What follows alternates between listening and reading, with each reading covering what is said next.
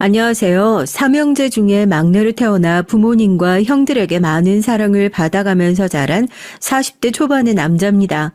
나이 차이 많은 큰형님부터 해서 위로 형님들이 둘이나 있어요. 아버지께서 일찌감치 사고로 세상을 떼신 이후에는 두 형님들이 아버지의 역할까지 다 해주시면서 빈자리를 채워준 덕분에 참 고생도 많이 하시고 죄송스러운 것도 많고 늘 감사하고 그렇네요. 그래도 한결같았던 형님들과의 우애와 저도 보고 배운 게 형님들 뿐이지 않습니까? 형님들이 항상 입버릇처럼 하시는 말씀이 그랬거든요. 막내 넌 우리 셋 중에서 어머니랑 같이 있을 수 있는 시간이 제일 짧으니까 더 말씀 잘 듣고 고생시키지 말아야 한다고요. 그런 형님들 밑에서 자라서 그런지 그 흔한 사춘기 한 번을 안 겪고 정말 어머니 속 썩이는 일 한 번 없이 나름대로 잘 커왔다 생각합니다. 평생을 고생만 하시고 살았던 우리 어머니, 그래도 아들 셋이 효자인 것이 참 다행이라고 그걸로 위안 삼고 사셨는데 최근에 갔던 병원에서 암 진단을 받게 되신 거예요. 물론 요즘 세상이 좋아지고 암 정도야 치료를 받으면 상태가 호전될 수 있다고야 하지만 어머니의 소식에 저희 가족들 모두 충격에 빠질 수밖에 없었습니다. 다른 집 자식들은 아픈 어머니를 서로 안 모시려고 등을 떠미는 상황이라지만 저희 집은 좀 달랐어요. 오히려 자식들이 서로 나서서 본인이 모시는 게 맞다며 나섰으니까요. 저 역시 형님들껜 다 결혼을 하셨고 처자식이 있으니 어머니 모시기 힘들지 않겠냐. 결혼도 안 하고 혼자 있는 제가 모시는 게 제일 맞을 것 같다 얘기를 했다가 아직 결혼도 안 한 놈이 어떻게 어머니를 모시고 살겠다는 소리를 덥석하냐. 너 안 그래도 아직까지 장가 못 가고 있는데 그렇게 어머니 모시고 있다가 장가 오겠다는 여자들 싹 다 끊기면 우리가 형으로서 어머니 뵐 낯이 없어서 안 된다 하면서 명함도 못 내밀어보고 바로 묵살당할 정도였다니까요. 그런데 이렇게 우애 깊은 형제들 사이에 뭐 문제 생길 일이 뭐가 있었길래 이렇게 사연을 쓰게 됐냐고요? 형제만 있으면 참 다행이죠. 문제는 형수들이었습니다.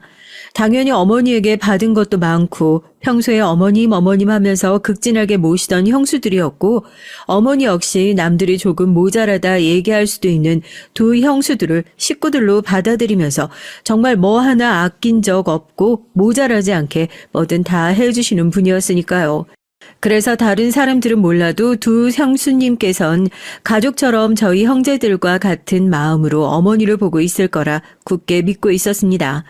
하지만 얼마 전 어머니의 생신날 우연히 듣게 된 형수님들의 얘기를 통해 전 믿었던 가족들에게 배신당한 기분이 어떤 건지 알게 돼버렸어요. 비단 저뿐만이겠습니까? 이런 사람들을 가족이라 철석같이 믿고 여태껏 살아왔던 두 형님들은 저보다 더 큰 충격에 휩싸여서 지금 어떻게 해야 할지 갈피조차 못 잡고 있는 상황이라고 해요. 대체 무슨 일이 있었는지 궁금하지 않으신가요? 저희 형제들 사이에 핵폭탄을 떨어뜨린 형수님의 발언은 대체 무엇이었을지 말입니다. 배신의 충격이 크다는 것은 그만큼 믿음이 컸기 때문이겠죠. 이 얘기를 시작하기에 앞서 저희 가족이 왜 이 두 형제들을 그렇게 철석같이 믿을 수밖에 없었는지 먼저 그 얘기를 시작해 볼까 합니다. 다른 사람들이라면 몰라도 정말 형수님들은 사람이라면 저희 어머니를 그런 식으로 배신했으면 안 되는 것이었어요. 아버지가 돌아가시고 나서 사업체를 정리하고 저희 어머니께서 편하게 자식들 키웠을 거라 생각하시는 주변 분들이 많았는데 전혀 아니었습니다. 아버지가 물려주신 유산은 자식들이 조금 더 크고 나서 정말 필요해서 손 벌릴 때 그때 도와줄 때 써야 한다면서 여력이 있을 때 어머니 힘으로 자식들 키워내고 싶으시다면서 아버지가 주신 돈에 손도 대지 않고 그렇게 저희 삼형제 모두를 길러내셨어요. 아버지랑 결혼하기 전까진 일찌감치 회사 생활 시작하셔서 잘 나가던 커리어 우먼 생활을 하셨던 어머니였지만 아들 셋 키우면서 살림까지 같이 하려니 얼마나 힘드셨겠어요. 그렇게 하던 일 정리하고 몇 년 동안 육아에만 전념하시고 나니까 허망하게 아버지가 먼저 떠나버리신 거죠. 그나마 자식들이 혼자서 앞가림을 할 수 있는 나이가 됐으니 그제서야 어머니도 나가서 일을 하시려는 엄두를 내실 수 있었던 겁니다.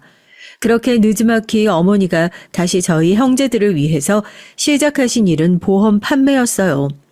다시 회사 생활을 시작하기엔 쉰 기간이 너무 많아 화려한 경력에도 불구하고 써주려는 사람은 없지.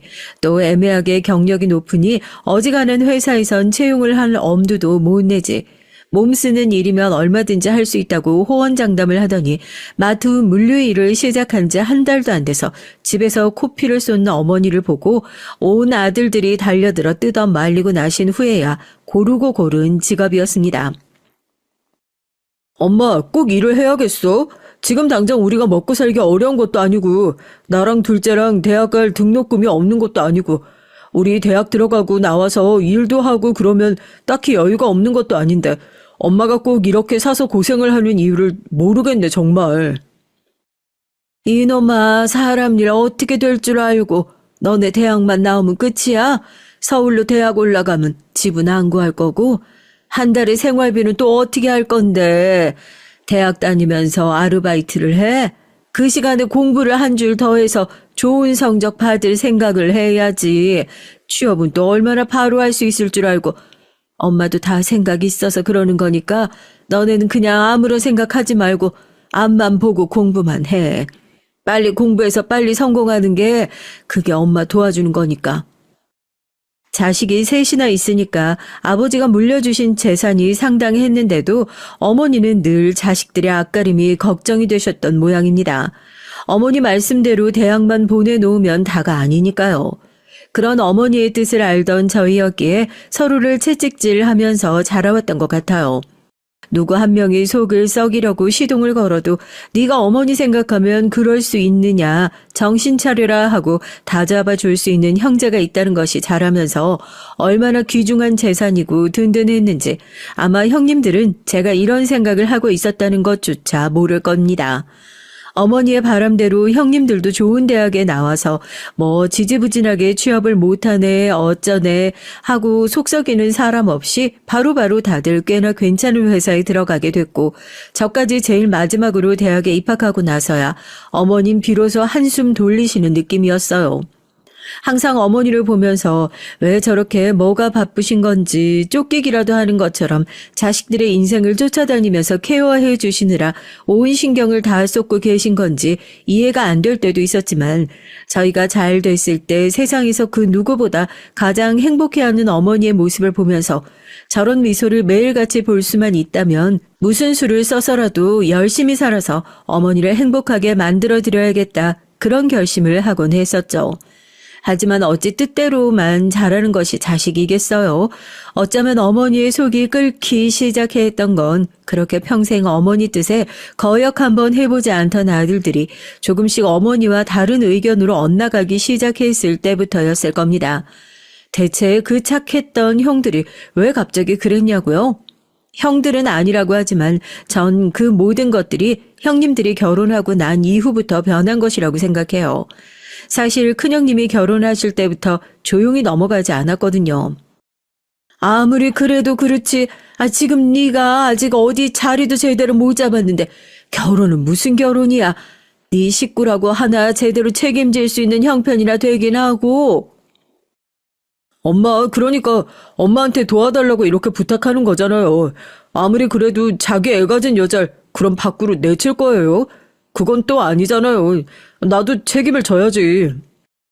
혼전 임신으로 결혼을 하겠다고 형수님을 데리고 온 첫째 형님이 어떻게 보면 그 시작이었습니다.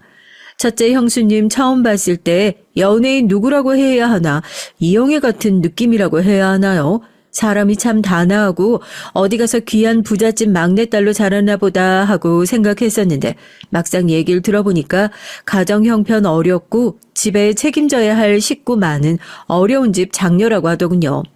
아직 생활이 안정되지도 않았는데 애부터 덜컥 가지고 들어온 게 어머니 눈엔 책임감 없어 보였는지 영 탐탁지 않아 했지만 당분간은 시댁에서 지내면서 나갈 준비 될 때까지 같이 살겠다. 큰형님과 형수님이 그렇게 밀고 들어와서 저희 어머니도 어쩔 수 없이 받아주신 모양이었어요. 그러나 시집 오고 형수님 들어오고 나서부터 빼짝 말라가기 시작하는 건 저희 엄마였습니다. 왜 이렇게 사람이 말랐냐 물어보니까 저만 붙들고 조용조용히 시집살이를 반대로 당하는 느낌이라고. 며느리 눈치 보이는 통에 내 집에서 숨도 편안하게 모시고 산다고 그런 얘기를 하시는데 깜짝 놀랄 수밖에 없었죠. 얘기를 들어보니까 첫째 형수님께서 임신 초기에 몸이 좀 안 좋으셨었습니다. 나이가 있는 상태에서 결혼을 하고 임신을 했던 거라서 병원에서도 조심해야 한다 얘기를 했던 터라서 회사 격리로 일을 하던 것도 다 접고 집에 들어와서 살림하겠다 선언을 하셨는데요. 여튼 그렇게 임산부라서 이것도 못하네 저것도 못하네 하는 통에 집안 살림 관리는 자연스럽게 저희 어머니의 몫으로 돌아가게 된 거죠. 어머니도 어디 밖에 나가서 일하시면서 집에 들어오면 난장판이 되어 있는 꼬라지 보고 당연히 한숨부터 나오시지 않겠어요. 그래도 임신한 며느리한테 잔소리하기 싫어서 참는다고 꾹꾹 눌러 참았답니다. 입덧 때문에 첫째 형수가 한참 고생할 때에 입에 뭐가 맞을지 몰라서 평소에 잘 먹던 찌개라도 끓여주려고 부엌에서 김치찌개 끓여서 간을 보고 있는 게 그 모습을 보고 있던 형수님이 우욱하고 헛구역질을 하더랍니다. 저희 어머니가 놀라서 달려가지고 왜 그러냐고 어디 아프냐고 그러니까 형수님이 하시는 말씀이 가관이에요. 어머님 치매 오신 거 아니에요? 어떻게 가족들 다 같이 먹는 찌개에다가 그렇게 본인 숟가락을 넣고 휘 저을 수가 있어요? 진짜 비위상해. 예, 내가 먹던 내 숟가락 다시 뚝배기에 넣어서 휘 저은 것도 아니고 넌 요리하면서 간도 안 보고 요리한다니? 내가 다른 것도 아니고 너 입덧 때문에 이것도 못 먹고 저것도 못 먹고 고생한다고 그래서 걱정돼서 기껏 요리해 주니까 뭐? 비위가 상해? 그 얘기를 듣고 화가 나신 저희 어머니가 첫째 형님이 일 끝나고 집에 들어오시자마자 두 사람 앉혀놓고 한 소리를 했답니다. 그동안 어머니도 쌓인 게 오죽 많으셨겠냐고요. 내가 그동안 일을 하느라 바빠서 그냥저냥 다 넘어가고 있었는데 이건 해도 너무하지 않냐. 내가 너희 뒤 졸졸 쫓아다니면서 뒤치다거리 해주는 사람도 아니고 지금 이게 뭐 하는 짓이냐. 내가 왜 멀쩡한 우리 집에서 며느리랑 아들 눈치를 보면서 살아야 하냐 하고요. 어머니 말씀이 구구절절 다 맞는 얘기니까 첫째 형님도 무릎을 꿇고 앉아가지고 어쩔 줄 몰라 안절부절 어머니 눈치만 보고 있고 첫째 형수님만 입이 대빨 나와가지고 죄송하다는 소리를 기어이 하지도 않고 있다가 갑자기 배를 감싸지고 아이고 아이고 소리를 내면서 거실 바닥에 들어 누웠답니다. 저희 어머니도 너무 놀라가지고 119에 신고해서 앰뷸런스를 불러가지고 병원에 찾아갔고요. 병원에서 뭐 특별히 큰 증상은 없는데 산모가 갑자기 스트레스 받으면 배가 뭉쳐서 종종 그러는 경우도 있다. 이렇게만 얘기를 했다는데 이제 그거 가지고 적반하장으로 나오는 거죠. 어머니, 저희 애 잘못됐으면 어쩔 뻔하셨어요? 진짜. 나 진짜 더는 이렇게 스트레스 받아서 못 살겠어. 아무리 그래도 이건 아니지. 이번엔 진짜 큰일 날 뻔했던 거야. 어머니도 처음엔 괜히 본인 때문에 정말이지 아이가 잘못되기라도 했을까 싶어서 전전긍긍 하셨답니다. 그런데 시간이 지나면 지날수록 오히려 첫째 형수님이 이걸 무기 삼아서 더 자기를 휘두르는 느낌이 났다고. 그것 때문에 집에서도 몇 번 부딪혔다고 하시더군요.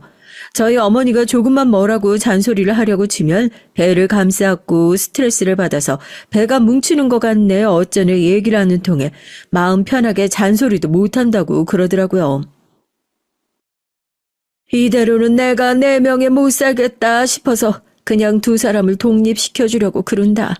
어차피 자기들끼리 돈 생기면 갚는다 이 얘기는 했으니 언젠가 갚지 않겠어.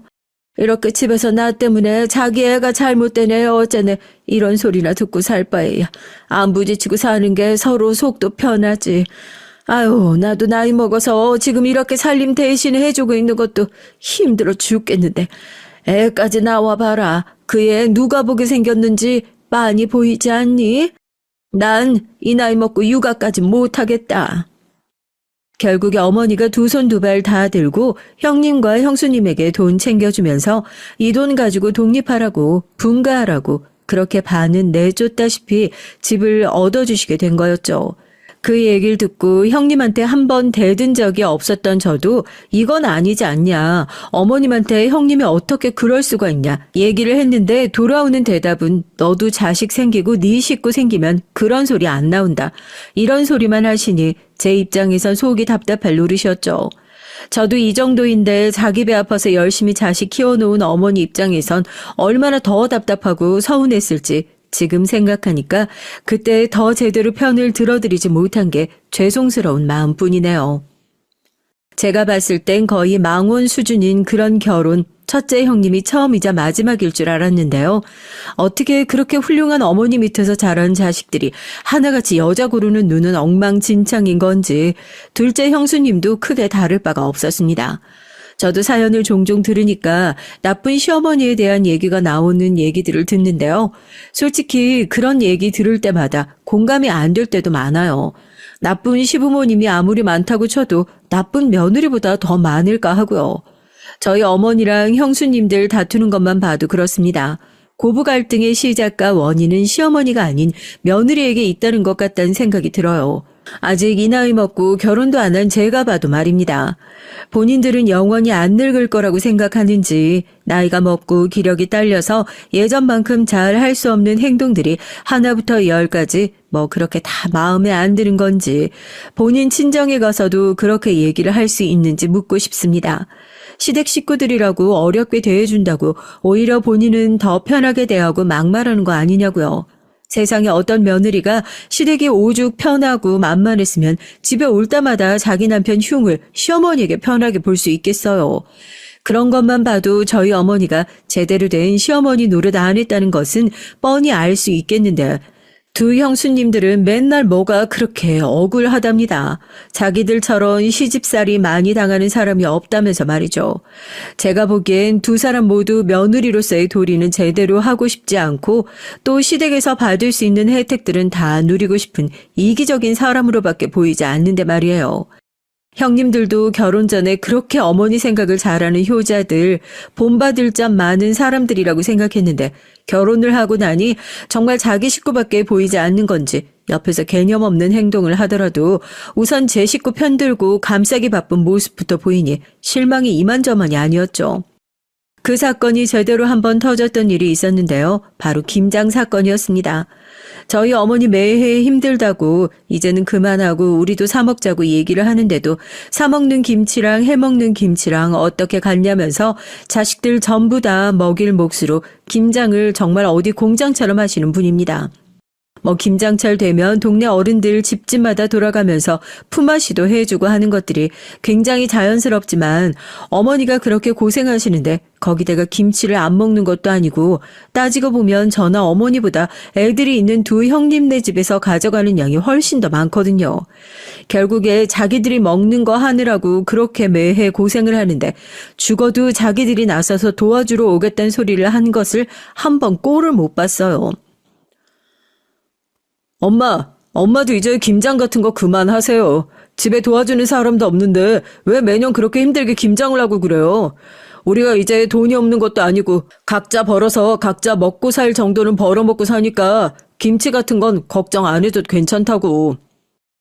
그래도 어떻게 그래. 첫째는 식탁에 엄마가 담근 김치 안 올라오면 밥을 안 먹는다고 아직도 그런 얘기를 하더라니까. 아유, 다른 사람이 먹는 것도 아니고 니들 형 먹는다는데 내가 힘들 리가 있겠니? 힘들어도 해야지. 그럼 차라리 형수님들을 불러서 형수님들이랑 같이 해라. 허리도 안 좋은데 이렇게 무리하다가 디스크라도 터지면 김장이고 나발이고 진짜 큰일 나신다. 아무리 뜯어말려도 저희 어머니께서 그런 얘기를 어디 들어주셔야 말이죠. 애들도 집에서 애 보고 하느라 힘들 텐데 어떻게 주말까지 와서 같이 김장 도와달란 소리를 할 수 있겠냐. 혼자 하면 금방 한다고 한 번도 형수님들을 불러가지고 김장 같이 하자 농담으로라도 그렇게 말씀하신 적이 없으신 분이에요. 매번 김치통으로 몇 통씩 새 김치 가져가면 고맙다는 소리로 때울 게 아니라 재료값이라도 돈이라도 따로 챙겨주는 게 맞는 도리 아니겠습니까? 가뜩이나 야채값도 많이 올랐는데 매번 어머니만 혼자 저렇게 고생하시는 것이 어이없고 기가 막히다는 생각은 했었는데 이번에도 얌체같이 조용히 김치통을 챙기던 형수님들. 미워도 한마디 말씀 없으시던 저희 어머니도 참다 못해 한 말씀 하셨어요.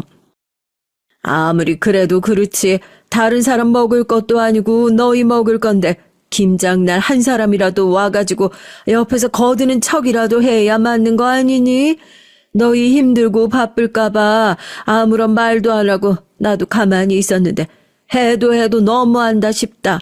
이건 도리가 아닌 거지. 얌체같이 이러면 안 되는 거지.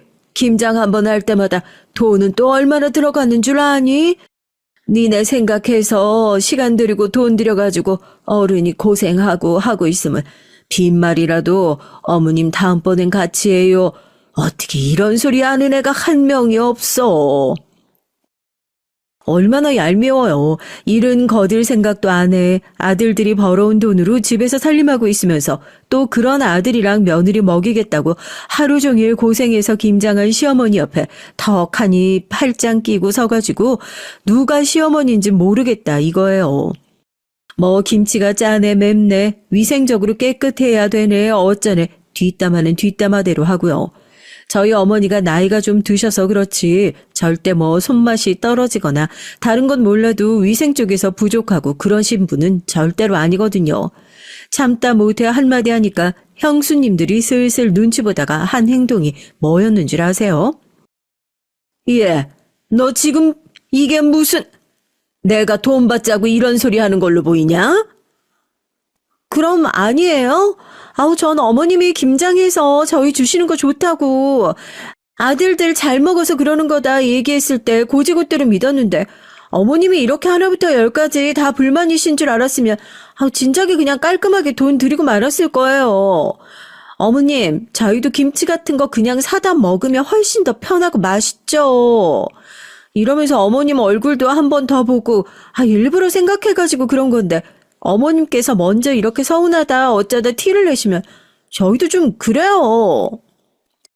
어머니한테 따로 돈 봉투를 챙겨줬다는 얘긴 저도 나중에 어머니에게 듣고 나서 알았습니다. 얘기를 듣는데 속이 부글부글 끓더라고요. 저희 엄마를 무슨 자기들한테 김치나 담궈서 바치는 시다버리 정도로 생각하는 건가. 돈이면 다 해결될 거라 생각하는 그 마인드도 웃기고요. 형수님들이 내미는 돈이 결국 다 어디서 나오는 건가 잠깐만 생각을 해봐도 자기들이 직접 나가서 번 돈 아니고 결국에 형님들 돈 가지고 지금 생색 떨고 있는 건데 어머니 입장에선 기가 막힌 게 당연하겠죠. 자기 아들이 뼈 빠지게 벌어온 돈 가지고 며느리가 이 돈 받고 떨어져라 하는 입장이 됐으니까요. 뭐 두 형수님이 저희 집에서 해했던 만행들을 적어보자면 이틀 동안 책 한 권 써도 모자랄 정도인 것 같습니다. 저희 어머니가 워낙에 평소에 며느리들 흉을 봐봤자 내 얼굴에 침 뱉는 것밖에 안 된다. 그게 다 시어머니인 내가 부족해서 며느리들도 그렇게 사람을 무시하고 싫어하는 거 아니겠냐고. 그런 거 흉 봐서 서로 뭐 좋을 게 있냐고 하면서 감싸주기 바쁘신 분들이거든요. 그런 어머니의 성격을 알아서 그런 건지 집에서 형수들은 시어머니 노릇까지 하려고 들면서 더 기고만장하게 구는 그런 일들이 종종 있어 눈살을 찌푸리게 했었습니다. 사실 전 결혼이 한 번 파토난 이후로 형수님들과 사이가 계속 좋지 않았거든요. 이 나이 먹고 왜 아직까지 장가를 안 들고 있냐고 주변 사람들이 많이 물어보는데 저도 갈 뻔했었죠. 결혼 직전까지 갔었던 여자가 한 사람 있었어요. 그런데 결혼까지 이어지지 못했던 이유, 전 다른 게 아니라 저희 형수님들이 크게 한몫해 주셨다고 굳게 믿고 있습니다. 제가 저랑 결혼할 여자라고 하더라도 상견례 자리에서 너 시집만 와봐라. 내가 아주 시자 노릇 제대로 해주마 하고 이를 부득 깔고 있는 동서들을 보고 대체 누가 시집을 오고 싶어라 했을지요. 본인들은 절대 그런 적이 없다고 꾸역꾸역 우기지만 가진 거 없으면서 질투만 많은 두 형수님들이 저랑 결혼하려고 했던 그 여잔 저에게도 꽤나 과분하다고 느끼는 사람이었거든요. 저랑 결혼을 약속했던 여자분 자기 자리에서 회사 생활 잘하고 꽤나 잘 나가는 사람이었습니다. 그러니 일이고 뭐고 다 때려치우고 나와 있는 형수님들이 보시기엔 눈을 반짝이면서 신나서 회사 얘기를 하는 그 사람이 어딘가 안 이뻐 보였을 수도 있겠다는 생각이 이제야 듭니다. 결혼을 약속하고 가족들한테 인사를 시키러 데리러 오겠다 얘기를 했을 땐 집안에 새로운 동서가 들어오면 자기들끼리 질투하고 배척하고 이런 것들은 애초에 걱정조차 하지 않고 있었는데 그 여자들끼리의 은근한 기싸움이 뭔지 딱 보니까 알겠더라고요. 동서는 회사 생활하려면 힘들겠어. 그러니까 이게 남편 잘 만나는 것도 복이라고. 아니, 그렇다고 동서가 남편을 뭐 잘못 만났다. 이런 얘기가 아니라 우리가 좀 더 그쪽으로는 복을 타고난 것 같다. 이 얘기지. 이게 지금이야 밖에 나가서 일하고 그런 것들이 되게 멋있어 보이고 좋을 수 있는데 나중엔 또 다른 얘기다. 애기만 낳아봐. 엄마들 사이에서 밖에 나가서 일하는 엄마들은 따돌림 당해요. 저 집은 대체 얼마나 못 살길래 애기 아빠랑 애기 엄마가 둘 다 나가서 일을 해야 겨우 입에 풀칠하고 살 수 있을 정도냐. 그런 얘기하면서. 그래, 동서가 계속 윗지방에서만 살아가지고 그런 문화에 대해서 잘 모를 수도 있는데 이쪽 학구열 장난 아니다. 엄마가 계속 차 끌고 다니면서 애들 픽업 다니고 학원 태워다 주고 그래야 되는데 어떤 엄마가 회사 다니면서 그 짓을 할 수 있겠냐고. 우리가 뭐 능력 없어서 회사 안 다니고 집에 눌러 앉아 있는 줄 알아? 능력이 다 되니까 집에 들어 앉아 있는 거야. 애는 누가 볼 거냐고. 엄마가 돼서 자기 성공하는 게 전부가 아니잖아. 애가 성공하고 집이 성공하고 하는 게 자기 성공인 거지. 안 그래? 난 요즘 밖에 나가서 일하는 여자들 보면 부러운 게 아니라 좀 이기적이다 뭐 그런 생각 든다니까? 자기밖에 모르는 거잖아요. 처음 인사온 자리에서 그런 말을 들었으니 얼마나 당혹스러웠겠어요. 앉아서 듣고 있는 저도 거북스럽고 짜증나는데요. 형님들도 이건 아니다 싶었는지 황급히 형수님들의 입을 틀어 막았습니다. 집에 새 식구 들어오는데 좋은 얘기만 해도 모자랄 시간에 무슨 쓸데없는 소리를 하고 있냐고요. 철없는 형수님들은 제가 결혼할 여자의 표정이 일그러지는 것을 보고 자기 뜻대로 되었다 하고 생각을 했는지 아니 아직도 대체 그때 왜 그랬는지 모르겠습니다. 결혼 전에 자기들이 확실히 기강을 잡고 싶어서 그런 말도 안 되는 소리를 짓거렸던 건지 아니면 매번 어머니랑 트러블이 있을 때마다 사사건건 트집을 잡고 나서는 제가 미워서 그냥 제 결혼을 파토내고 싶다라는 생각이 먼저 들어서였는지 몰라도요. 그런 설레발 때문에 분위기가 좋지 않게 흘러갔던 건 당연했죠. 결국 형수님들이 원하시는 방향으로 됐네요. 거기까지만 해도 충분히 결혼, 손윗동사들 때문에 고민해봐야 할 것 같다고 해도 할 말 없는 결혼이 됐는데 거기서 결정타를 날렸죠. 그래서 우리 동선 시집 오면서 뭐 지원받기로 한 거 있어 하고요. 아우, 없나 보네. 하도 회사니 뭐니 똘똘한 척은 혼자 다 하면서 얘기를 하길래 그런 것들도 꼼꼼하게 잘 챙길 줄 알았는데 이제 보니까 이거 완전히 헛똑똑이네. 그치, 동서? 나도 그렇고 여기 동서도 그렇고 결혼하고 나서 다들 전셋집 하나씩은 받았는데 동서는 뭐 별다르게 받았던 것도 없나 보다. 하긴 요즘엔 능력만 되면 자기들끼리 다 알아서 하는 추세라고 하니까 우리 도련님이 워낙 독립심이 강한 성격이시기도 하고 그런 거 받았을 리 없지. 근데 그게 나중에 여자들 입장에선 조금 서운하기도 하고 그렇다니까. 자기들은 결혼하고 나서 못해도 집 한 채씩은 받았었는데 그래 넌 뭘 받았니 하고 은근하게 비웃는 눈치에 여태 표정 관리 잘 하고 있었던 여자분도 표정이 확 굳어질 수밖에 없었죠. 그게 어디 집 한 채씩 받았다고 표현할 수 있기나 하나요? 같이 살면서 오만 진상짓은 다 떨어서 제발 얼굴 좀 안 보고 살자, 부딪히지 말고 살자 하고 저희 어머니가 돈 쥐어주면서 억지로 분가시킨 거죠. 둘째 형님과 형수님 낸 그 얘기를 듣고 나서 자기 몫으로 나와 있는 걸 큰집한테 다 떼어주기라도 했을까봐 부랴부랴 회사가 어렵네, 친정이 어렵네, 하루가 멀다 하고 어머니를 찾아와서 들들 볶아대는 통에 결국에 거기도 분가 비용을 조금 대준 정도였고요. 그 난리가 있으면서 가운데서 어머니가 얼마나 시달렸는지 누구보다 뻔히 잘 알고 있는 저까지 형님들과 똑같은 사람이 되기 싫어서 잠자코 있었습니다. 능력이 안 되는 것도 아니고 그 나이 먹고 결혼하면서 집 한 채 못 태울 정도로 어렵지도 않았으니까요. 저희 어머니도 그 고생을 하면서 아들 셋을 키웠는데 결국 집에다가 손 한 번 안 벌리고 자기 힘으로 하려는 놈은 저 하나밖에 없다고 한숨을 푹푹 쉬셨거든요. 그런데 결혼할 여자 입장에선 이게 꽤나 충격이었나 봅니다. 다른 형제들 다 받았던 지원을 저 혼자서만 못 받은 것은 둘째치고 그게 아니다. 이런 사정이 있어서 다른 형제들은 어머니한테 손을 빌렸던 거고 난 그 정도로 어려운 게 아니니 내 힘으로 했던 것뿐이다 하고 해명을 해봐도 이 결혼은 도저히 못하겠다는 대답이 돌아오더라고요. 당신 그 자리에서 못 봤어? 그냥 날 싫어하는 거야. 내가 마음에 안 드신 거라고. 내가 이미 그걸 알아버렸는데 어떻게 시집 가겠다고 그런 소리를 할 수가 있겠어. 대체 어떤 사람이 그런 손이 동사들을 다 버텨가면서 살 수 있을지 모르겠지만 적어도 난 아닌 것 같아. 난 그렇게 사서 고생하고 싶지도 않고 미안해.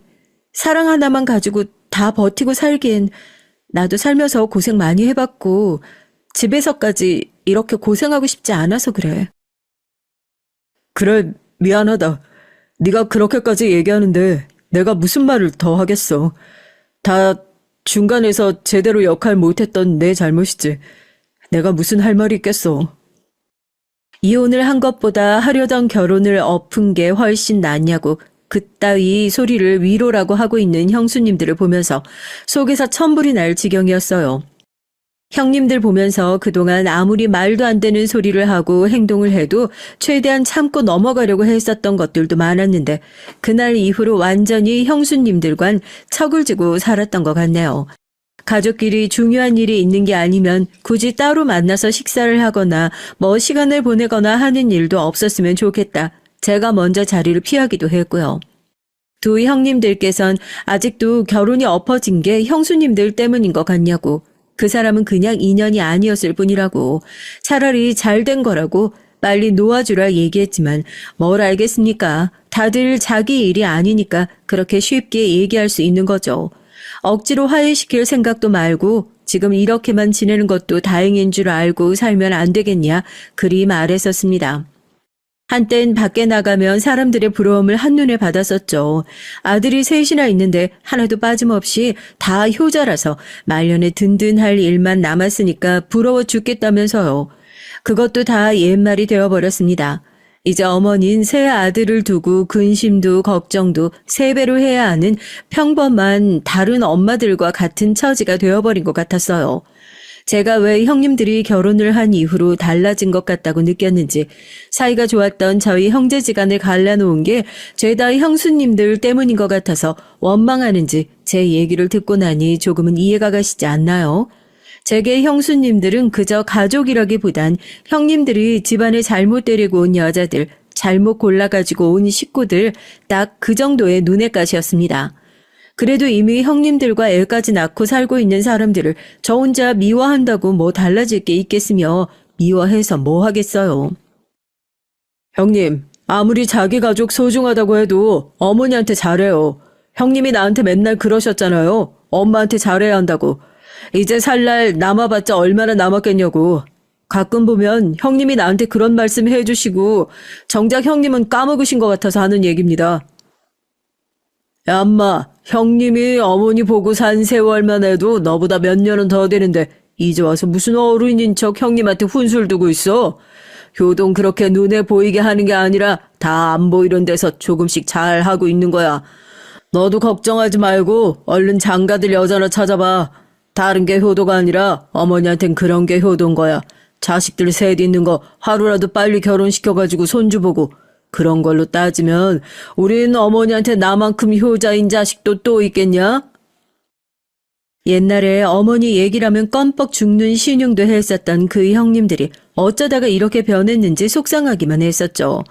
형님들이 정말 어머니를 생각하긴 하는 걸까? 말로만 효자하고 정작 중요할 때 또 나 혼자 다 책임을 져야 하게 생겼구나. 그런 생각을 하고 있을 때쯤에 정말 저희 형제의 우애와 효심을 시험해보기라도 하듯이 집안에 뻥하고 대형 소식이 터져버리고 만 겁니다. 바로 어머니의 암 진단이요. 건강검진을 받으러 다녀오셨던 어머니께서 가족들한테 할 얘기가 있다면서 다들 불러 앉혀놓고 암 얘기를 하시는데 지금 이게 무슨 소리를 하는가. 멀쩡해 보였던 어머니께서 왜 갑자기 어디가 아프시다고 이런 얘기를 하시는 건가 믿기지가 않고 얼떨떨하기만 하더라고요. 저희 형제들 그 소식 듣자마자 다 같이 끌어안고 펑펑 울었어요. 형님들은 정말 흘러가 버린 지난 날이 후회스럽기라도 하다는 듯이 어머니를 끌어안고 거의 통곡을 하셨습니다. 평생을 그렇게 고생만 하셔서 이제 효도 좀 해보려고 하는데 갑자기 몸이 아파 수술이 제대로 안 되면 얼마 살지도 못할 거라는 얘기를 담담하게 꺼내시는 어머니의 말씀이 제대로 믿기지도 않고 들리지도 않더라고요. 그래도 참 다행인 게 어머니께서 그 말씀을 꺼내자마자 형제들이 앞다퉈서 서로 자기가 모시겠다고 얘기를 하는 겁니다. 어머님 그냥 내가 모실게. 병원이랑 왔다 갔다 하기에 우리 집만큼 가까운 곳도 없고 형님들 다 결혼하셨는데 무슨 수로. 어머님을 편하게 보겠어. 그냥 내가 모시는 게 몸도 속도 편하고 말지. 그냥 그렇게 하자. 아직 결혼도 안 한 놈이 어머니를 뭘 모시겠다고. 너야말로 결혼이나 하고 나서 뭘 하든지 말든지 해라. 아직 혼자인 놈이 아픈 홀어머니 모시고 같이 살고 있겠다고 하면 시집 오겠다는 여자도 다시 도망가겠어. 이건 형님들이 상의해서 알아서 할 테니까 걱정하지 마라. 어머니 아프시고 나면 영 우울하기만 할 줄 알았는데 저렇게 서로 나서서 어머니 모시겠다고 하는 거 보니까 예전에 형님들로 다시 돌아온 것 같기도 하고 참 다행이다 싶더라고요. 그런데 그건 순전히 형님들 생각이었죠. 옆에서 이 얘기를 듣고 있던 형수님들은 화들짝 놀라면서 그런 중요한 일을 왜 여기서 결정하려고 하냐. 조금만 집에 가서 더 상의를 해보자 하면서 형님들을 뜯어 말리는 눈치였습니다. 형수님들 눈엔 어머님은 그저 돌보고 모셔야 하는 혹 같은 존재라 느껴졌을 테니까요. 하도 난리인 형수님들 때문에 어머니를 누가 모실 거냐 하는 결정은 그 자리에서 쉽게 내려지지 못했어요. 다만 첫째고 하니 큰형님네가 어머니를 모시고 병원에 왔다 갔다 하는 게 어떻겠냐 하는 쪽으로 조금은 의견이 기울고 있는 상황이었죠. 형수님은 어떻게 생각하셨을지 모르겠지만 말입니다. 그리고 나서 얼마 전 어머니의 생신이었어요. 지금 이렇게 아파서 자식들 다 고생시키는 마당에 생일 파티는 무슨 생일 파티냐. 좋은 날이라고 그걸 축하하려고 그러냐. 다 같이 모여서 밥 한 끼 먹는 것도 미안해서 꺼려하시는 어머니를 보면서 왜 저렇게 눈치를 보셔야 하나 죄송스럽고 미안한 마음밖에 들지 않았어요. 그게 무슨 말씀이시냐고. 아픈 건 아픈 거고 생신은 생신인 대로 챙겨야 하지 않겠냐.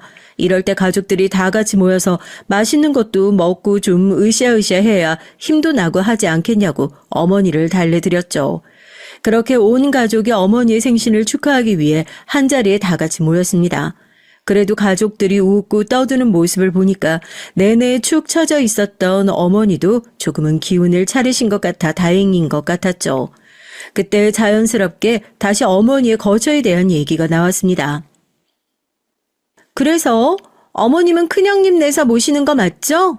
아니 나도 정말 어머님을 모시고 싶긴 한데 알잖아요. 우리 애가 요즘 예민할 시기라서 자기 부모님만 봐도 으르렁거리는데 할머니라고 어디 잘할까 싶어가지고 우린 괜찮은데 어머님이 괜히 스트레스 받으실까 봐 그게 걱정돼서 못 모시겠다고 그런 거지.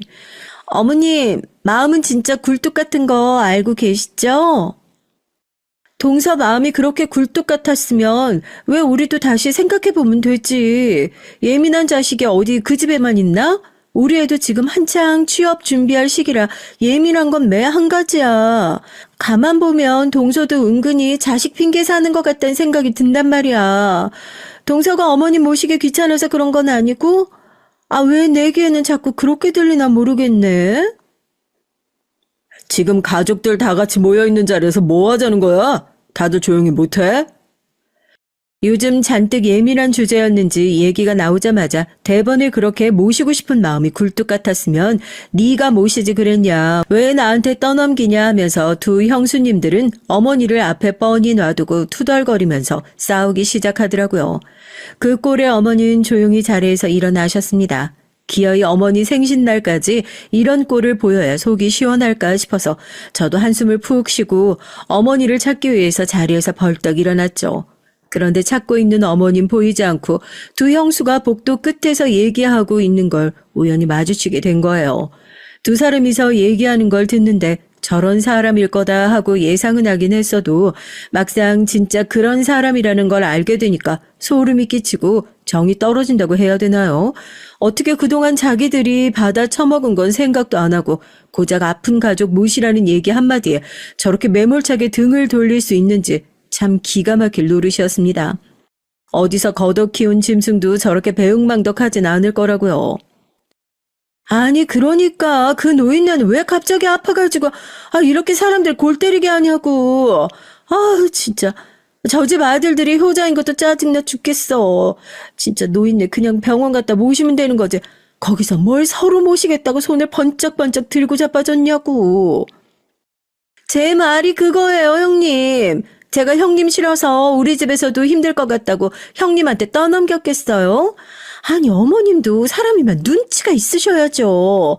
며느리들이 지금 그렇게 서로 돌보기 싫다고 앞에서 대놓고 떠넘기고 있는 모습을 보고 있으면 미안해서라도 그냥 내가 알아서 요양원 들어가야겠다 이런 소리가 나와야 정상 아니에요? 저 양반도 그러니까 아들 키워놨으니까 내 아들 덕 좀 보겠다. 지금 그 똥꼬집으로 버티고 있는 거잖아요. 진짜 짜증나 죽겠어. 아휴, 늙었으면 그냥 요양원으로 좀 가지. 짜증나게 진짜. 하여튼 동서도 들어가서 나 더 긁는 척 좀 해봐. 알겠지? 자기 때문에 우리들끼리 이렇게 싸우고 난리치는 거 보고 있으면 자기가 양심상 요양원 들어가겠다고 결국엔 말하지 않겠어? 그래도 그렇게 성격이 나쁜 노인네는 아니니까 조금만 더 하면 도련님.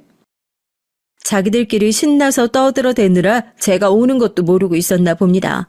팔짱을 끼고 벽에 기대어서 두 사람이 하는 막말을 듣고 있으니 그제서야 절 발견한 두 형수님이 깜짝 놀라서 언제 왔냐고 어디서부터 듣고 있었냐고 은근히 절 떠보더라고요.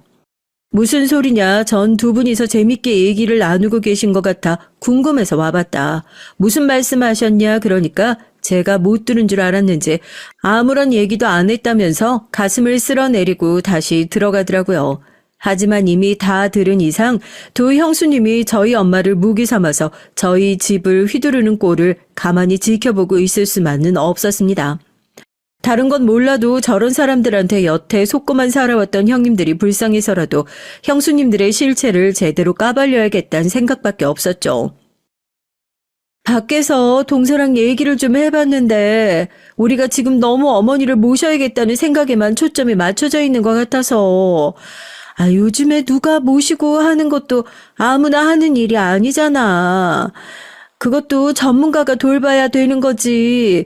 특히나 아픈 사람들 같은 경우에는 우리 같은 일반인이 뭘 한다고 모시고 말고 할 수 있겠냐고. 그러니까 요양원 같은 것도 한번. 요양원이요? 두 분이 어떻게든지 어머니를 모시기 싫어서 생각해낸 아이디어가 겨우 요양원이에요? 형님들 그동안 어떻게 저런 사람들을 와이프라고 데리고 살았어요? 네? 너 아무리 화가 나도 그렇지 형수님한테 그게 무슨 말버릇이야? 이 사람들이 정말 모시기 싫어가지고 그런 얘기를 꺼냈겠어?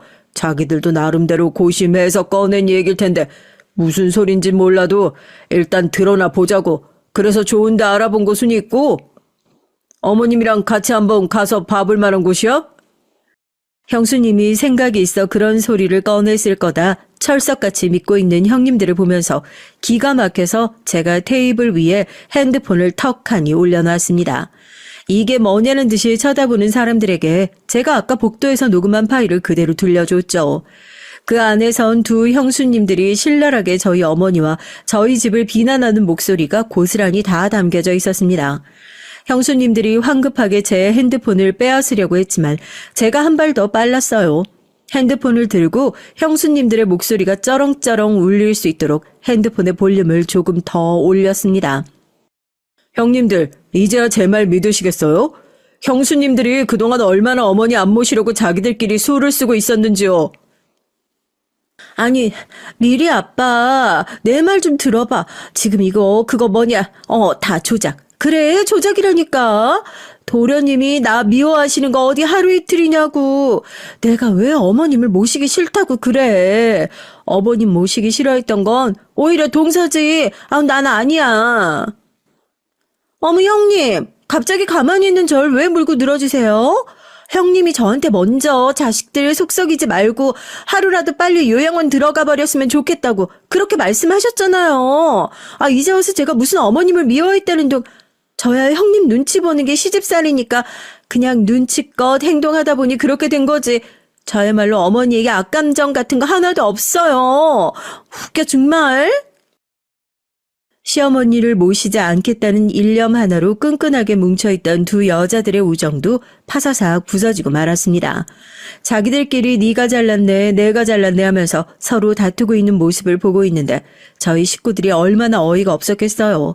결국에 참다 못한 큰형님께서 형수님의 뺨을 세차게 올려붙이고 행사장 안에 짝 하고 뺨 올라가는 소리가 나고 나서야 겨우 그 소란이 멈출 수 있었습니다.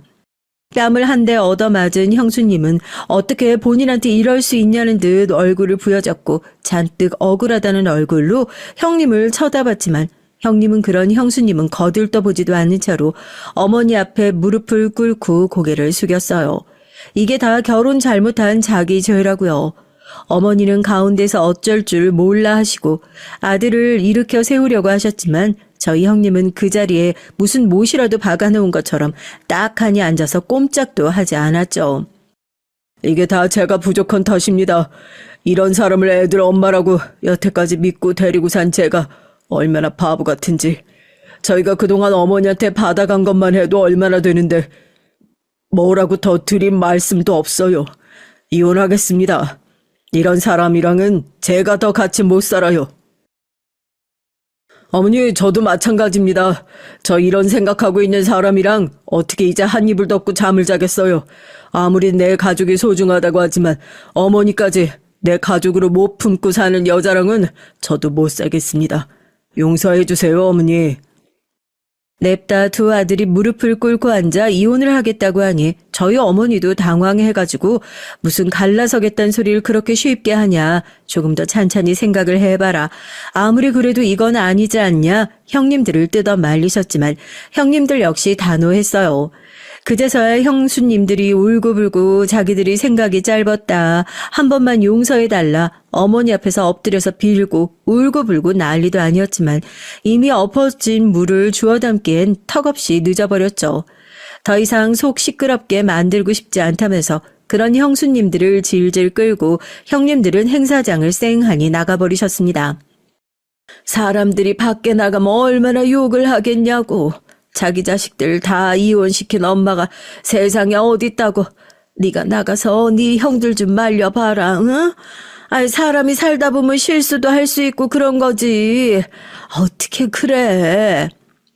엄마, 형들이 결정한 걸 내가 어떻게 말리겠어요. 그리고 가족 소중하게 여길 줄 모르는 사람들은 내 가족이 아니라는 말, 그건 저도 100번 1000번 공감해요. 이제부터 무슨 결과가 있든지 간에 어머니 잘못 아니니까 아무 걱정하지 마시고 그냥 치료에만 전념하세요. 본인 때문에 자식들 다 이혼하게 생긴 거 아니냐며 속상해하시는 어머니를 몇 번이나 달래고 지금은 잠시 저희 집안이 소강 상태인 상황입니다. 형님들의 단호한 고집을 꺾기는 어려워 보이고 저 역시도 이게 속 시원한 결정이었다 생각을 하지만 다른 분들은 어떻게 생각하시는지 조금은 궁금해지네요. 제가 형님들을 뜯어 말리는 것이 정말 옳은 선택일까요? 안녕하세요. 저는 경기도 모처에 살고 있는 톡톡사연의 여성 애청자입니다. 글 같은 건 솔직히 전혀 재주가 없지만 그럼에도 욕심을 부려서 사연 신청을 한번 해보네요. 숨이 막히는 듯 했던 더위가 끝이 없을 것만 같았는데 어느새 추위로 세상이 꽁꽁 얼어붙을 것만 같은 때가 왔네요. 젊고 어린 나이엔 잠바떼기 입고도 겨울을 어영부영 났던 것 같은데 이젠 꽁꽁 싸매지 않으면 겨울을 나기가 힘든 나이가 된 것 같아요. 그뿐인가요? 어릴 적엔 몰랐던 추우면 관절이 시리는 감각을 서서히 맛보고 있는 중이랍니다. 이런 게 나이가 들어간다는 증거 중 하나겠죠? 나이를 먹는 게 어쩔 수 없이 당연한 자연의 이치라는 걸 알지만 때때로 서글프기도 한 듯 싶어요. 여러분은 안 그러신가요? 어쩌면 제가 젊은 청춘의 아쉬움을 너무 많이 남긴 사람이라서 그런 것일지도 모르죠. 전 추운 겨울이면 생각나는 게 한 가지 있어요. 아주 유명한 광고인데요. 광고 모델이 아버님 댁에 보일러 놔두려야겠다고 멘트를 해서 유명해진 건데 여러분도 뭔지 아마 다들 아실 겁니다. 전 그 유명한 광고가 무척이나 씁쓸하게 느껴지는 사람이에요.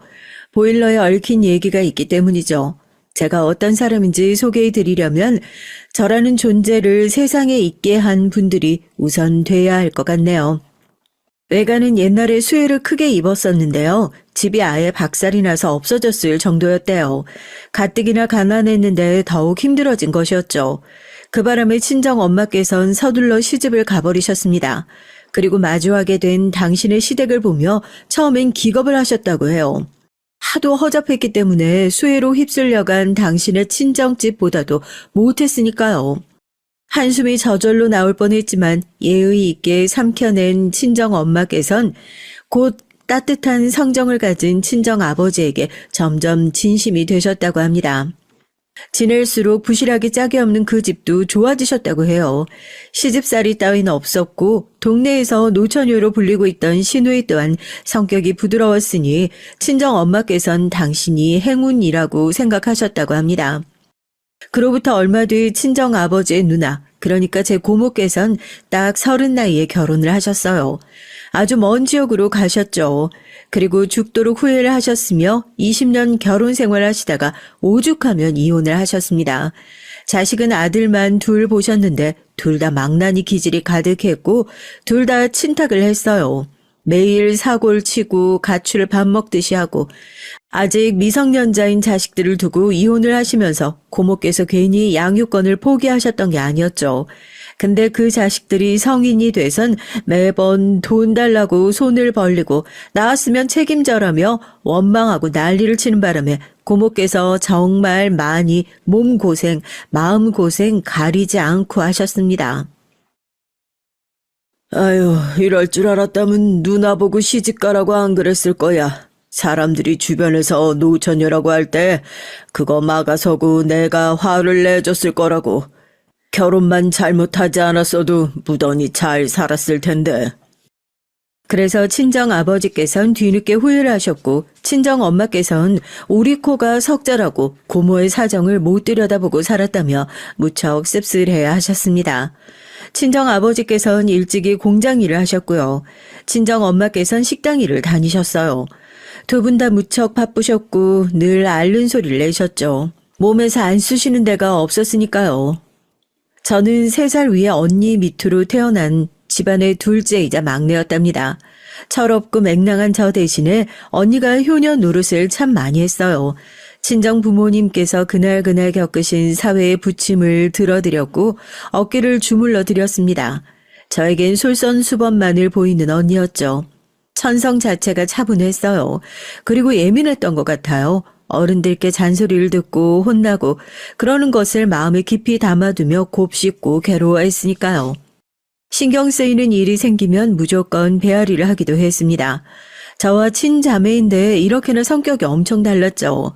또한 여자들이라면 닮아다는 생리 전 무던하게 매번 지나갔는데 언니는 그때마다 방바닥을 구르고 손으로 벽을 치고 구토를 하고 그러다가 속이 다 비고 나면 헛구역질을 했어요.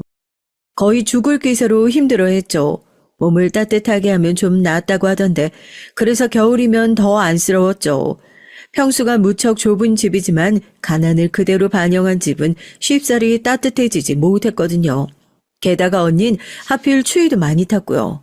언니가 한 달에 일주일을 배를 부여잡으며 그러고 살았으니 그래서 친정 엄마께서 어디선가 여자들 생리통에 좋다는 한약 얘기를 주워 들으시고는 언니를 그 먼 한약방까지 데리고 가서 약을 손수 지어 오셨습니다. 최소한 6개월 이상을 꾸준히 먹어야 한다더라. 그러면 효과가 있다니까 열심히 먹으면서 기다려보자. 그때 당시에도 그 한약이 100만 원이 훌쩍 넘어가는 금액이었어요. 엄청나게 비싼 지출이었던 건데 그럼에도 친정 엄마께선 매번 힘들어하는 큰딸이 안쓰러워 그러셨고 친정 아버지께서도 이해해 주셨습니다. 저만 그 가운데서 볼을 부르퉁하게 부풀리고 있었네요. 그런데 6개월치를 다 먹어도 아무 소용이 없었어요. 전 차마 큰돈만 날렸다는 소리를 입 밖으로 낼 수 없어서 입을 꾹 다물고 지냈던 기억이 나네요. 언니는 공부도 잘했고 여러모로 인상이 참해서 어디를 가도 괜찮은 애라는 칭찬을 듣고는 했습니다. 그런 언니가 몸에 이런저런 문제가 있다는 게 참 안타까웠죠. 그러다가 어느 날부터는 코피를 줄줄 흘렸습니다. 그때 언니가 중학교 3학년 나이였어요. 처음엔 기력이 너무 허해서 그러는 것이라는 말로 모두가 언니의 증상을 넘기려 했죠. 가난한 집은 그러지 않은 집보다 돈만 없는 것이 아니라 시간마저 없었습니다. 왜냐하면 시간 속에 여유란 없고 먹고 살기에 급급하기 때문이죠. 돈과 시간 다 없던 저희 집이었기에 언니를 빨리 들여다볼 수가 없었어요. 게다가 언니는 의젓했고 효녀였으니까요. 코피가 줄줄 흘러도 오래된 천을 주워다가 틀어막으면 그만, 현기증이 심해지면 누우면 그만인 것처럼 굴었습니다. 하지만 날이 갈수록 언니의 안색마저 안 좋아지자 친정 엄마께서 더 이상은 가만히 계실 수가 없어졌죠. 식당 일을 자주 쉬셔야 했고요. 언니 때문에요.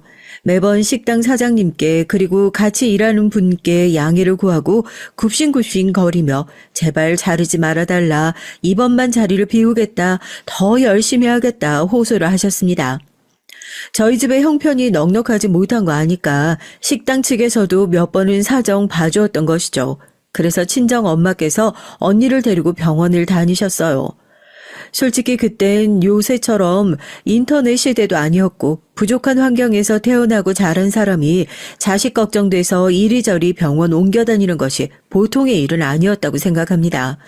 친정 엄마께서 대단하신 분이었던 거예요. 그래도 월급 이번 달에 안 밀리고 나온다고 해서 다행이야. 병원 다니는 데 쓰면 되겠어. 생활비 생각하면 빠듯해서 한숨 나오지만 어디 자식이 우선이지 돈이 우선인가. 어느 날 밤 친정 아버지께서 친정 엄마를 향해 그렇게 말씀하시는 걸 전 몰래 들어버렸고 짜증이 났어요. 그래서 언니에게 신경질을 부렸습니다. 언니는 우리 집에 하여간 도움이 안 돼. 언니가 없었어야 돼. 너 누가 그렇게 못된 소리 하는 거 가르쳐줬어? 어디서 배운 버르장머리야? 언니가 발끈해서 저를 혼냈는데 답지 않게 목소리 높이는 모습에 전 이불을 뒤집어 쓰고 확 누워버렸어요. 아픈 와중에도 학교도 거의 못 가고 있으면서 교과서를 어루만지고 내용을 들여다보던 언니의 그 꼬라지도 마침 보기 싫었거든요. 이불을 뒤집어 쓰고 누운 지 얼마 지나지 않아 언니가 조용히 훌쩍거리는 소리가 들려왔습니다. 당시에 철없던 전 오늘따라 진짜 답지 않게 왜 저러나 하고 말았었죠. 그리고 며칠 뒤 언니는 서울의 큰 병원에 입원을 하게 됐습니다. 서울이라고? 서울까지 가서 큰 병원에? 얼마나 안 좋은 병이길래. 돈은 얼마나 들까? 우리 집 이제 길에 나왔는 거 아니야? 제 심장이 철렁 내려앉았죠. 언니가 어디가 어떻게 아파서 그런 건지 전 아무 설명도 듣지 못했고 다만 큰 병원에서 치료받아야 한다는 정도만 알았습니다.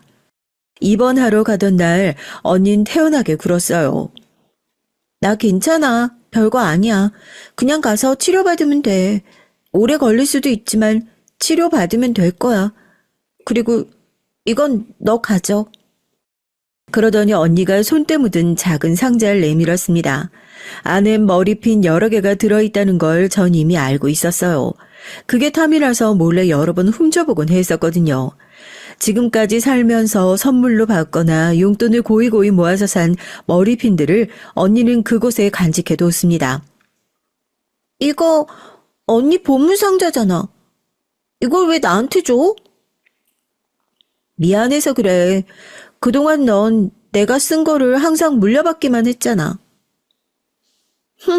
우리 집이 내 걸 새로 사줄 형편이 안 되니까 그렇지. 언니 잘못은 아니야. 맞아. 우리 집 형편이 안 돼서 그래. 그러니까 너도 알아야 돼. 우리 부모님은 자식한테 안 해주는 게 아니라 못 해주는 거야. 그 차이를 네가 앞으로 분명하게 알고 살면 좋겠다. 알았지? 대체 뭔 소린가 했었죠. 왜 저렇게 폼을 잡나 싶었습니다. 괜히 민망하게 그 보물상자를 받았어요. 언니는 알고 보니 뇌에 커다란 문제가 생긴 뒤였습니다. 사람의 몸이란 건 무척이나 요상해요. 한 군데에 문제가 생기면 그 문제가 다른 기관으로 번지니까요. 민들레 홀씨는 바람에 날리고 사람이 입으로 후 불어야 퍼지기라도 하지. 몸에 문제 따윈 누가 번지라고 한 적 아무도 없는데 야속하게 실이 왜 그러는지 모르겠습니다. 언니는 몸에 이곳저곳이 다 망가져 있었죠. 앞서 몇 년 전에 친할아버지께서 지병으로 돌아가신 바 있었어요.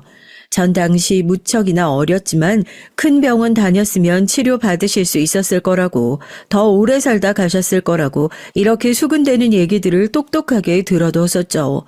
언니의 입원 이후 친정아버지께선 친할아버지 돌아가셨을 때쯤이 생각난다며 참담하게 한숨을 내쉬셨습니다. 전 그 얼굴을 기억해요. 너무 미칠 것 같이 답답하고 괴로워서 차마 눈물조차 흘릴 수 없다는 그 얼굴 말입니다.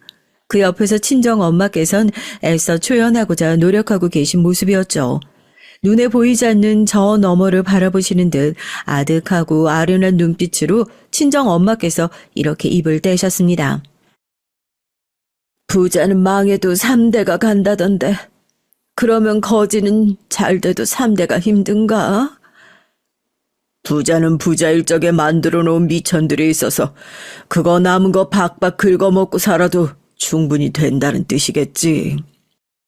그러자 친정 아버지께선 씁쓸한 미소를 입가에 건 채 농담조로 대화를 받으셨었죠. 전 왠지 두 분의 모습에서 현실의 팍팍함에 고뇌하시는 것과 그럼에도 희망을 놓고 싶지 않아 하시는 걸 느낄 수가 있었습니다. 전 그런 감상으로 언니의 보물상자를 매만졌어요. 언니가 건강해지면 아무래도 이건 돌려줘야겠다 싶었습니다. 누군가 저에게 당신은 인생에서 철이 든 순간을 느껴보았냐고 묻는다면 전 주저없이 바로 이 순간이었노라고 답할 거예요. 늘 탐이 나 했던 보물상자를 언니에게 돌려주고 싶다는 생각만이 간절했던 바로 그때 말입니다. 전 어느새 중학교에 입학을 앞두고 있었어요. 추운 겨울 새해가 밝아왔고 중학생으로 올라간다고 친구들은 다 들떠 있었죠. 제잘 되기를 가방 살 거다, 운동화 새로 살 거다, 나이키 운동화를 엄마가 사주기로 했다 이러더군요. 용케 내색은 안 했지만 속으로 깜짝 놀랐어요. 제 친구들은 저와 사는 수준이 다 비슷한 줄 알았는데 아니었던 거죠. 비싼 물건을 중학교 입학한다고 해서 새로 산다니 원래도 가난한 데다 불행하게 환자까지 있는 집은 꿈도 못 꿀 얘기였습니다. 한 친구가 저에게 너는 뭐 받을 거냐, 가방은 어떤 거 살 거냐 물어봤을 때 가슴이 철렁 내려앉았지만 태연하게 묘수를 냈었네요. 집에 있는 거 쓰지 뭐. 가방은 곧 우리 언니가 새로 산대. 공부 잘해서 편해봤거든. 우리 언니가 새로 사면 난 언니가 쓰던 거 써야겠지. 아, 머리 나쁘고 말가닥인 게 죄야 죄. 서러워서 못 살겠어. 일부러 아무렇지도 않게 가난이 아니라 편애 때문에 새 물건을 못 갖는 것처럼 굴었던 것이에요. 그러자 친구들이 언니가 집에서 왕이구나, 너 참 안 됐다라며 개구지게 놀렸습니다. 지독하게 가난하다는 사실을 들키는 것보다 놀림받는 게 나았거든요. 그날도 언니의 보물상자를 만지며 전 여기서 제 눈에 제일 예쁜 것 하나만 제가 하겠다고 언니에게 말하는 모습을 상상했어요. 나머진 돌려주겠다고 하면 언니가 저를 기특해 하는 모습도 상상이 돼서 흐뭇해졌었죠. 그리고 그 보물상자를 다음에 병문안 가면 일단 언니에게 돌려줘야겠다고 생각했습니다. 태원이란 점점 기약이 없는 듯 했거든요. 얼른 착하고 의젓한 동생 노릇을 해보고 싶어서 어깨가 들썩거렸습니다. 하지만 전 그 보물상자를 언니가 죽은 다음에야 돌려줄 수 있을 줄 꿈에도 몰랐던 것이에요. 봄이 다가오기 직전 아주 추웠던 그날은 마치 동토 오기 전 새벽이 가장 캄캄하고 춥다는 것과 비슷하게 느껴졌습니다. 그런 날에 언니는 떠났고 뜨거운 불길 속에서 짧게 머물다간 육체를 벗어 던졌어요. 애써 정신을 다잡고 계셨던 친정 부모님께선 화장이 시작되자 오열하셨고요. 안 돼. 아이고, 내 새끼. 뜨거워서 어떡해. 저렇게 뜨거워서 어떡해. 친정 엄마께서 그렇게 울부짖으셨을 때 저도 모르게 몸을 떨며 이렇게 말씀을 드렸습니다. 언니가 추운 거 싫어했잖아요. 더운 것보다 추운 걸 싫어했어요. 날씨가 너무 추우니까 차가운 땅으로 가긴 싫었을 거야. 물속에서 홀가분하게 가족들 보면서 안녕하고 있을 거예요. 저도 제가 무슨 정신으로 그렇게 말했는지 모르겠어요. 그런데 친정 아버지께서 천천히 제 얼굴을 어루만져 주셨을 때 제가 미친 듯이 눈물을 흘리고 있었던 걸 깨달았습니다. 투박한 친정 아버지의 손이 그저 볼을 스쳤을 뿐인데 물이 후두둑 번져갔어요. 언니의 보물 상자가 제 소나기에 꼭 들린 거를 알고 계셨던 친정 엄마께선 바닥에 엎어지신 채 제 손에 당신의 이마를 대고 한참을 흐느끼셨습니다. 그러나 더 이상 울부짖으며 악을 쓰진 않으셨어요. 언니가 안식을 취한 그곳에 보물 상자를 함께 두었죠. 머리핀은 나보다 언니한테 어울려. 언니, 난 전부터 들었던 소리가 왈가닥이 내잖아.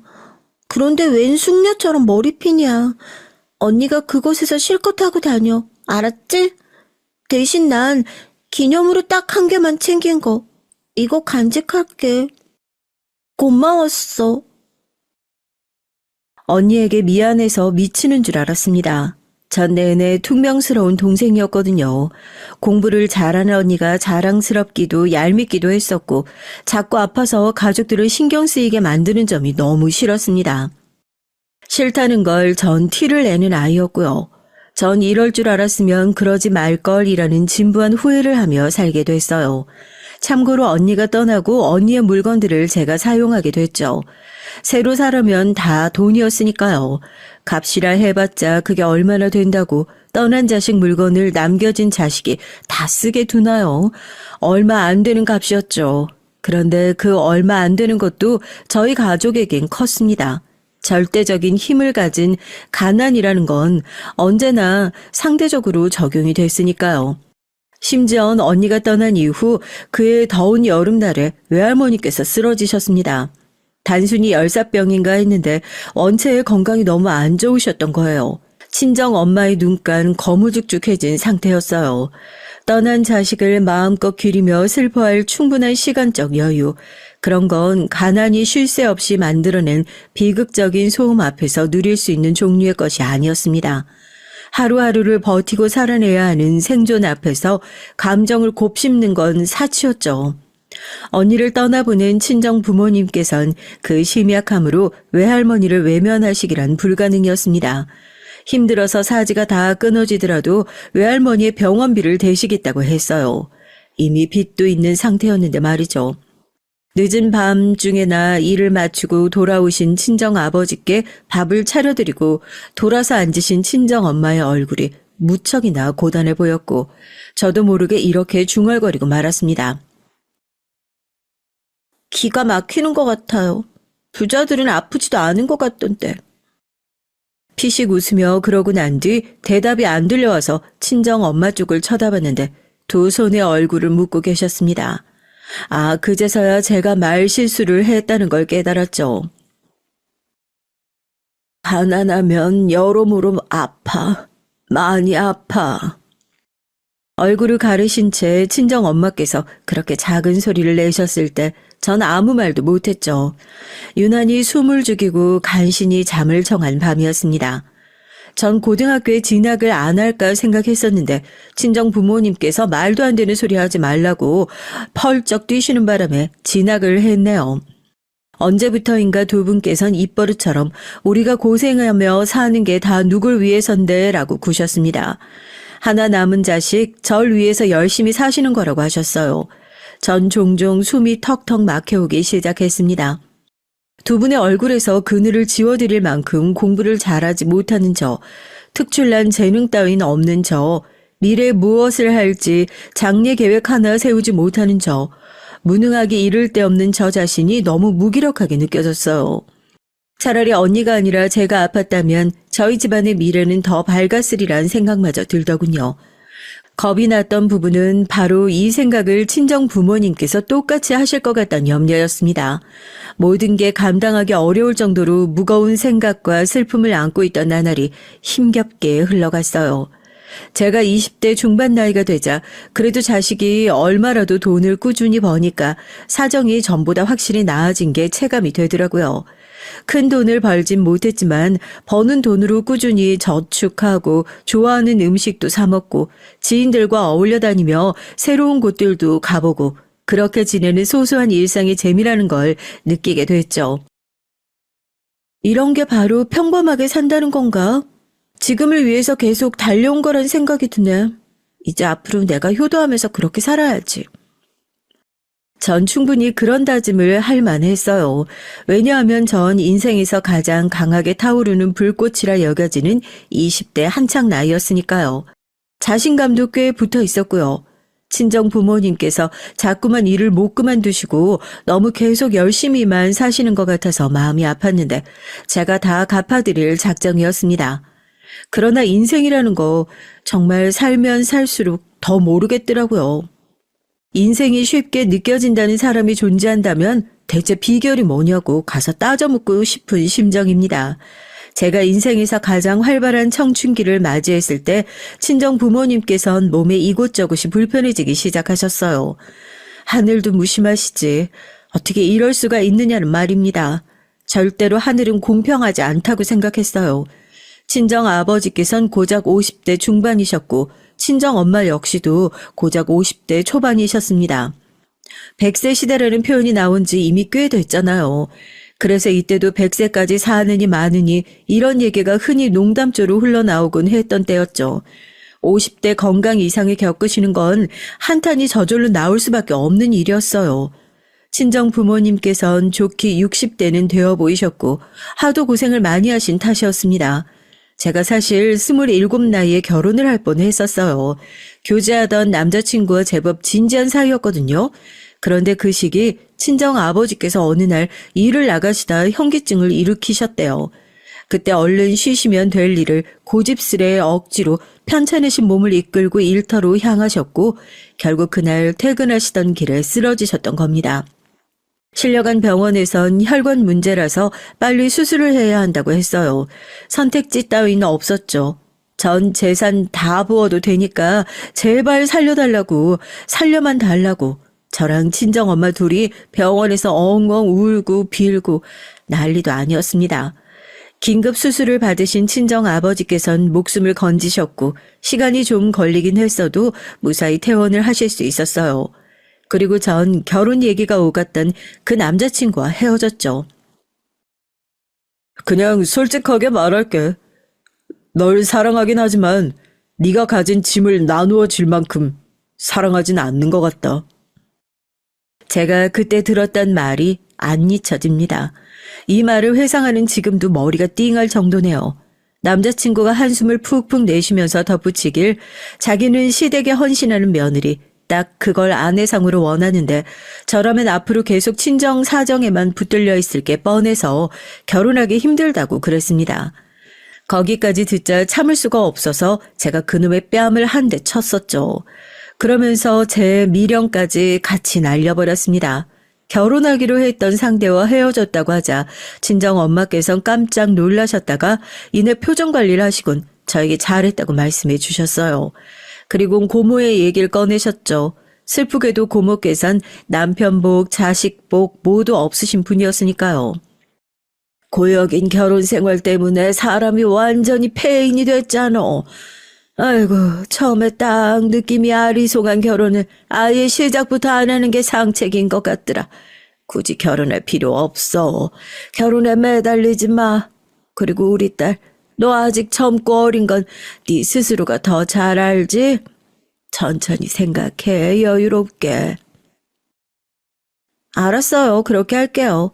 엄마 덕분에 머릿속이 맑아진 것 같아. 고마워요, 엄마.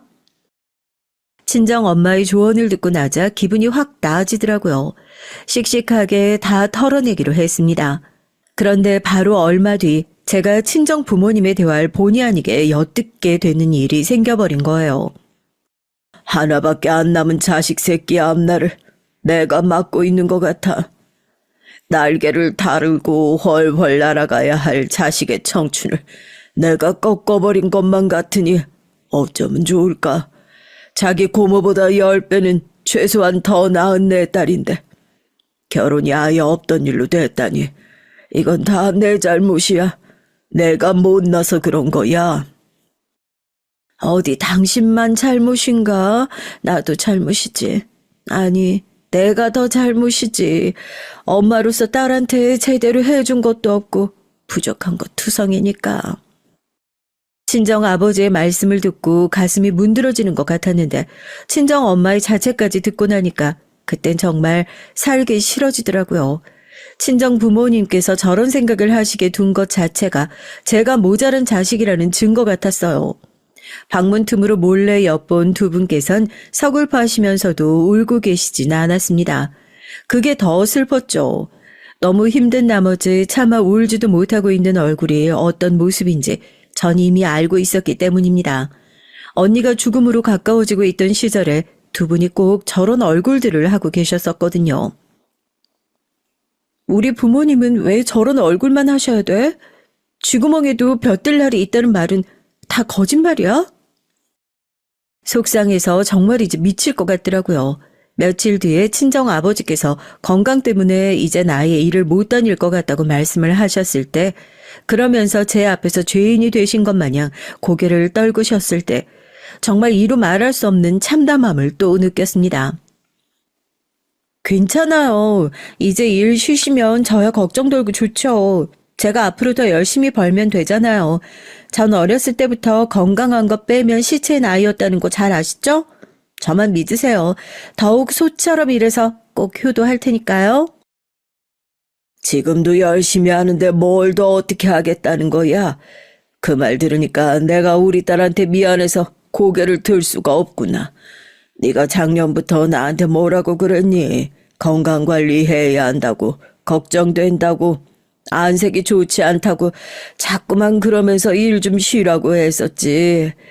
그리고 난 그걸 듣지 않았다가 결국은 이 사달을 내놨다. 스스로를 과대평가하면서 계속 일을 해온 게 너무나도 부끄럽구나. 면목이 없어. 아버지, 너무 그러지 마세요. 전 아버지 이런 모습 별로 보고 싶지 않아요. 저한테 미안해하지 않으셨으면 좋겠단 말이에요. 아셨죠? 전 애써 아무렇지 않게 매듭을 짓고자 했지만 속이 막 울렁거렸습니다. 친정 아버지께서 어째서 그런 식으로 말씀을 하셨는지 짚히는 구석이 있었기 때문이죠. 주변의 말들 때문이었어요. 주변에선 그랬거든요. 친정 부모님을 향해서 몸이 일찍 상하도록 왜 미련하게 일만 했냐고. 왜 그렇게 무식하게 사냐고. 왜 그렇게 제대로 사는 법을 모르냐고. 그리고 그런 말들 앞에 친정 부모님께선 고개를 떨구셨던 것이고요. 저에게 미련한 부모라서 미안해하고 계셨습니다. 똑똑하게 사는 법을 배우지 못해서 미련하게 살았다고 두 분께선 그렇게 여기셨습니다. 가슴이 갑갑하다 못해 뻐근해져 왔죠. 한번 크게 휘청이며 무너진 건강은 반드시 후유증을 남기기 마련이었습니다. 긴급 수술을 받으셨던 이후로 친정 아버지께선 조심하며 지내셔야만 했어요. 친정 엄마께선 장시간 친정 아버지의 곁을 비울 수가 없어서 늘 신경 쓰며 사셨고요. 저는 제 좁은 인맥 속의 사람들이 다 저마다의 짝을 찾아 결혼하는 모습을 멀찍이 지켜만 봤습니다. 결혼이란 제도를 가만히 지켜보다가 깨달은 사실 한 가지가 있었는데요. 이건 아주 이상한 점이기도 했어요. 사정이 여유가 있는 사람들은 꼭 자기처럼 아니면 더 나은 상대를 만나 결혼을 했죠. 그리고 재산 관리에도 탁월했어요. 돈이 돈을 부른다는 말이 뭔지 알 것 같아지더군요. 하지만 반대의 경우엔 더 나은 상대를 만나기 힘들어했으며 오히려 결혼 때문에 더욱 깊은 나락으로 떨어지기도 했습니다. 희한하고도 씁쓸한 현상이었죠. 명백하게 후자의 경우에 속하는 대표적인 인물이 제 고모셨기에 가까이에서 예시를 지켜본 저로선 나이가 들수록 결혼이 무섭게만 느껴질 뿐 딱히 하고 싶다는 생각은 안 들기 시작했던 것 같아요. 그러나 속단할 수 없는 것들이 세상엔 너무나 많이 있더라고요. 전 친정 부모님 두 분만 건강하게 잘 계셔준다면 다른 건 다 필요 없는 것처럼 굴었습니다. 셋이서 일찍 떠난 언니의 몫까지 잘 살아내는 것이 남은 인생의 목표라고 여겼죠. 전보다 더욱 열심히 일을 하며 살았고 사치 한 번 하지 않은 채 아끼면서 살았어요. 친정 부모님을 위해서라고 생각하니까 제가 덜 누리고 지내는 것도 마냥 행복하더군요. 그랬기 때문에 두 분께서 한꺼번에 교통사고를 당하셨을 때 제가 더욱 무너져 내릴 수밖에 없었던 것 같아요. 하늘을 향해 오열하며 원망의 말을 쏟아냈습니다. 우리 언니 일찍 데려갔으면 됐지. 대체 우리 가족한테 왜 이러는 거야? 왜? 행복해지는 꼴 못 보는 거야. 우리 부모님 잘못되면 이 세상에 존재하는 모든 신들을 내가 저주할 테니까 어디 두고 봐. 당연히 일도 못 나간 채로 병원에 붙어서 하늘을 원망하며 친정 부모님께서 제발 무사하시길 바랐습니다. 처참한 상태로 병원으로 옮겨지셨던 두 분이었는데 천만다행으로 대수술 끝에 목숨을 건지셨죠. 두 분 다 목숨엔 지장이 없었고 한동안 꾸준히 재활을 하며 지낸다면 후유증도 이겨낼 수 있을 거란 소견을 듣게 됐어요. 가슴을 쓸어내린 전 몇 번이고 다행이라는 말을 하며 눈물을 훔쳤습니다. 안도감의 눈물이었죠. 하지만 친정 부모님의 느낌은 달랐나 보더라고요. 저의 눈물을 보시고 두 분 다 너무나도 가슴 아파하셨어요. 애초에 내가 능력만 있었어도 여기까지 오진 않았겠지. 나의 가장의 무게, 책임감 이런 걸 옳게 마주하며 못 살았나 보다. 너에게 미안하다. 너처럼 영특하고 어여쁘고 나무랄 데 없는 딸의 엄마가 하필이면 나라서 그게 너무나도 미안해. 우리 딸 엄마가 정말로 미안해. 전 제발 그런 소리 하지 마시라고 당부를 드렸죠.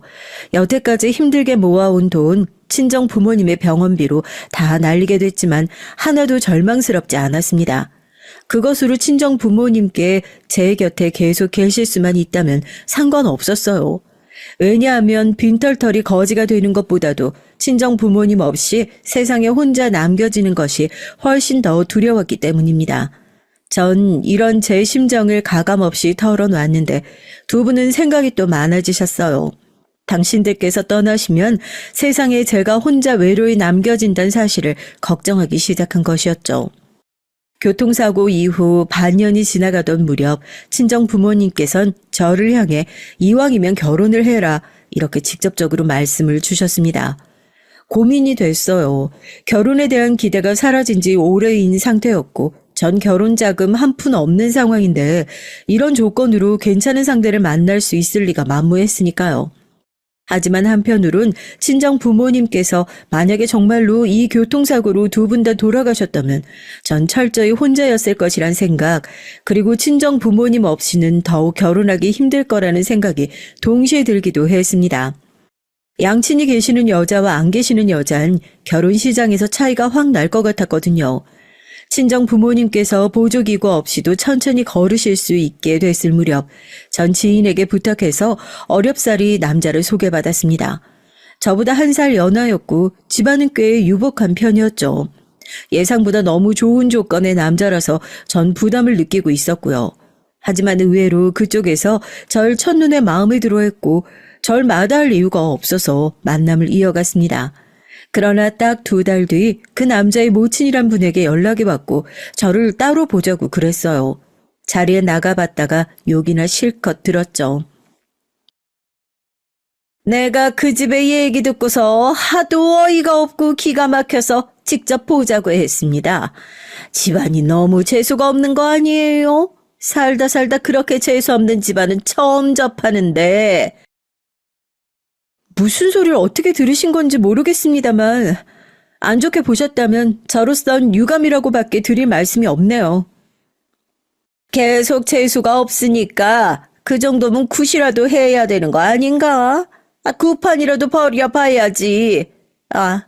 굿도 엄청 비싸다고 하는데 돈이 없어서 그런 건 또 안 되겠네. 아까부터 계속 뭐 하시는 건가요? 저희 집안 욕하려고 저 보자고 하신 거예요? 뭐 하는 거냐니? 당연히 내 아들하고 당장 헤어지라는 거지. 염치가 없어 너는 정도야지. 그딴 재수없고 불길한 땡전 한 푼도 없는 집안에서 부모 봉양하고 있는 주제에 어디 감히 내 아들을 넘봐. 본색을 드러내신 그분 앞에서 전 그저 실소가 터졌습니다. 어쩜 이렇게 뻔한 만큼 안 좋은 일만 일어나나 싶어서요. 그런 생각으로 웃은 건데 그분은 제가 본인을 비웃는다고 여긴 것인지 테이블 위에 물컵을 들어서 저에게 냅다 끼얹으셨어요. 어이가 없어서 저도 똑같이 해드려야 하나 고민이 되던 찰나 그 남자가 나타나서 자기 모친을 만류했습니다. 제가 모친을 따로 만난다고 미리 언지를 줬었는데 걱정돼서 와본 모양이었어요. 그런데 제 편을 들지는 않고 계속 엄마 진정이라는 말이나 하면서 자기 모친을 달래느라 바쁘더군요. 그 모습에 예감했습니다. 제가 이별 통보를 받을 거라는 사실을요. 그래서 선수치기로 했죠. 제가 먼저 남아있던 제 앞에 물컵을 들어서 남자에게 끼얹었어요. 그걸로 이별 통보를 했습니다. 당황해서 얼어붙은 모자를 뒤로 한 채 가게의 출입구로 향하던 전 남자의 지인을 마주쳤어요. 그 남자와 동행하던 길에 여길 잠깐 들르는 것에도 걸음을 같이 한 지인이었습니다. 그 남자와 오래 알고 지낸 친한 형이었죠. 상황을 다 지켜보고 있었던 그 사람은 저에게 흥미로운 눈길을 던지더니 품에서 손수건을 꺼내 저에게 건네줬습니다. 물기를 닦으라고 준 것이었죠. 얼떨결에 전 그걸 받았어요. 그리고 며칠 뒤에 그 사람을 따로 만나보게 됐고 제가 머리에 달고 나갔던 언니의 머리핀을 보고 예쁘다고 해준 말에 홀려서 사귀게 됐고 이듬해엔 그 사람과 결혼까지 했습니다. 결혼의 가장 큰 이유 2가지가 있었어요. 친정 부모님께서 제가 결혼하길 원하고 계셨으며 저 역시 결혼에 대해 회의감이 드는 것과는 별개로 외로움을 타고 있다는 것이 주된 이유였고 나머지 이유는 남편과 결혼하면 제가 땡전 한 푼 안 드릴 수 있기 때문이었습니다. 남편은 쉽게 표현해서 자수성가한 사람이었어요. 시댁은 원래 약간 형편이 어려운 집안이었고요. 남편이 성인 나이가 되자마자 몰불 안 가리고 이런저런 일을 다 해가며 악착같이 돈을 모았고 인맥을 쌓았고 돈 관리를 철저하게 해온 것이 성공의 비결이었습니다. 남편은 사치스러운 여자를 딱 질색이라고 그랬어요. 전 사치와 멀어도 너무 먼 여자였고요.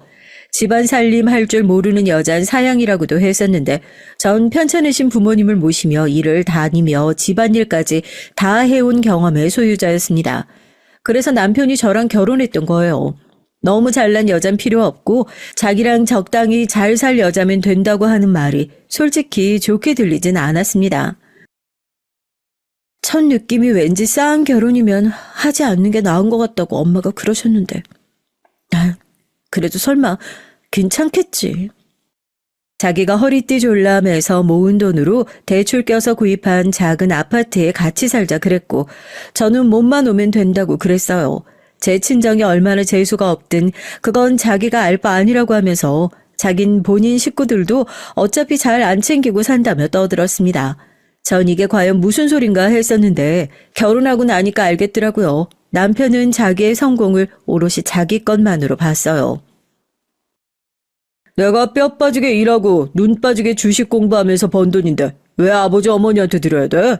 부모님한테는 내가 물려받은 재산이 있는 것도 아니고 그간 부모님한테서 내가 여유로운 지원 한번 못 받아보고 살았는데 나라고 해서 꼭 부모님한테 베풀어야 하나? 그건 너무 불공평하지. 그런 걸 따지기에 앞서서 부모님이니까 낳아주고 키워주고 다 해주신 부모님이니까 효도하는 마음 당연한 거지. 별게 다 당연하다 그러네. 난 효도하는 마음인지 하는 거 관심 없고 안 가지고 있으니까 앞으로 그런 소리 하지 마. 잔소린 딱 질색이야. 가족 애라는 게 없는 사람 같았습니다. 자기 부모를 그 정도로 생각하는 사람인데 형제한테는 얼마나 더 인색했겠나요. 볼 것도 없었죠. 자기 남동생이 정말 급한 일이니까 제발 도와달라면서 목돈을 빌려달라 요구한 적이 있었는데 단칼에 거절했다는 얘기를 거리낌 없이 늘어놓는 남편을 보면서 제가 깜짝 놀랐어요. 아무한테도 자기 돈을 안 내주면서 황당한 건 자기가 남한테 빌린 돈은 진절머리가 날 정도로 빨리 안 갚는다는 사실이었습니다. 그거 알고 나서 얼마나 당황했던지 몰라요. 대체 이 남자가 왜 이러고 살까 싶었네요. 구두쇠라는 말론 부족한 남편이 저와 굳이 결혼한 이유가 있었습니다. 부려먹기 위해서였죠. 온갖 가사 노동은 다 저의 몫이었습니다. 남편은 집에서 손 하나 까딱 안 했어요. 아, 리모컨 만질 땐 까딱 했었네요. 그게 다였습니다. 이 집도 내 집이고 당신이 차린 밥상의 식재료도 전부 내 돈으로 산 거고 하여간 전부 다 내 공이잖아. 내 덕분에 당신이 멀쩡히 결혼해서 살고 있는 거니까 고마운 줄인 알아. 시간이 갈수록 남편은 본색을 드러냈고 전 우울해져 갔습니다. 제 불행한 인생이 그러면 그렇지 싶었어요. 안 참고 살면 어쩔 건가 싶어서 그냥 꾹 참고 살았습니다. 친정 부모님께 제가 문제없이 잘 사는 것처럼 굴고 싶었어요. 추위가 시작되던 그날도 전 일부러 환하게 웃으며 친정집을 방문했습니다. 그런데 집이 서늘했고 친정 부모님께선 옷을 두껍게 입고 계셨죠. 알고 보니 보일러가 며칠 전부터 말썽이라 틀어놔도 뜨거운 물이 아니라 미지근한 물이 나오고 바닥도 거의 따뜻해지지 않고 있는 중이라고 했습니다. 그러면서 저를 향해 문제는 없다고 덧붙이시는 두 분 앞에서 제가 울컥해버린 거죠. 문제가 없다니 너무도 문제가 있어 보였습니다. 보일러를 아예 교체하는 게 이참에 낫겠더라고요. 이틀 내내 고민하다가 남편에게 조심스럽게 얘기를 꺼내봤죠. 그러자 남편이 단박에 노발대발했어요. 세상 물정 모르나 본데 보일러 교체? 그게 어디 한두 푼 드는 일인 줄 알아? 절대 안 돼. 내가 그걸 왜 해줘? 왜 해주냐니? 내 부모님이고 당신한테는 장인 장모니까 그렇지. 그리고 다 해달라는 게 아니야. 나도 반 보탤게. 내가 지금은 그 비용 다 감당하긴 좀 벅차서 그래.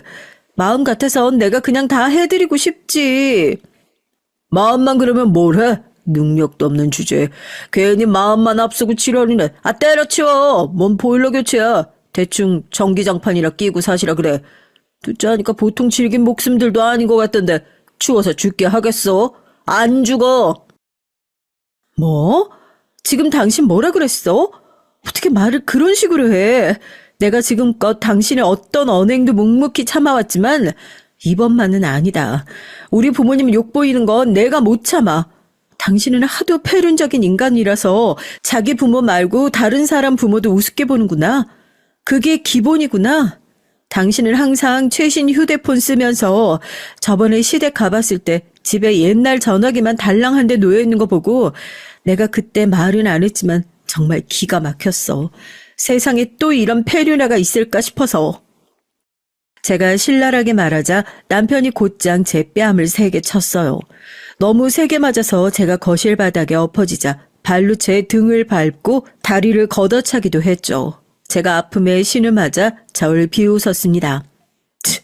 돈 없으면 마음대로 아프지도 못하는 건데 왜 겁도 없이 아파해? 돈 없어서 자매 잃고 부모 빌빌거리고 돈 없는 것 때문에 인생 아주 구질하게 살았잖아. 그러니까 너라도 아프지 말고 건강해야지. 헛소리를 늘어놓는 남편을 보며 전 피가 끓어올랐어요. 미칠 것 같은 분노였습니다. 지옥 같은 결혼 생활을 이혼으로 끝냈을 때 살면서 가장 행복했었다는 고모의 말씀이 그 순간 떠올랐습니다. 전 더 이상 남편과 살고 싶지 않아졌어요. 결심을 마친 전 이틀 뒤에 짐가방 2개를 몰래 마련해뒀고 남편이 휴대폰을 할 때마다 열심히 화면을 훔쳐봤어요. 며칠이 지났을 때 비위를 맞추며 일부러 술을 자꾸 권해서 완전히 골아 떨어지게 만들었습니다. 그리고 남편이 자랑하던 최신식 휴대폰의 잠금을 열었죠. 여는 방법이 다름 아닌 남편의 지문이었거든요. 휴대폰에서 은행 어플로 들어가 남편 계좌의 돈을 제 계좌로 송금했습니다. 송금이 완료된 것을 확인하고 짐가방 1개에 꼭 필요한 제 짐만 쑤셔 넣었어요. 그리고 그 집을 빠져나왔습니다. 추운 새벽 날씨가 떨리는 제 마음을 대변하듯 했습니다. 전 제 계좌에 들어온 돈을 다 현금으로 인출했어요. 남은 짐가방 1개는 바로 돈을 넣기 위함이었죠. 이로써 완벽하게 제 수중에 돈들이 들어온 것이었습니다. 당장 친정집의 보일러부터 교체해 드렸고요.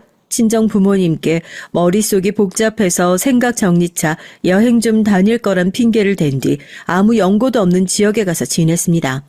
잠적을 한 것이었죠. 이게 어떻게 된 일이야? 내 피 같은 돈이 왜 이체가 되는 거야? 내 돈, 안 돼!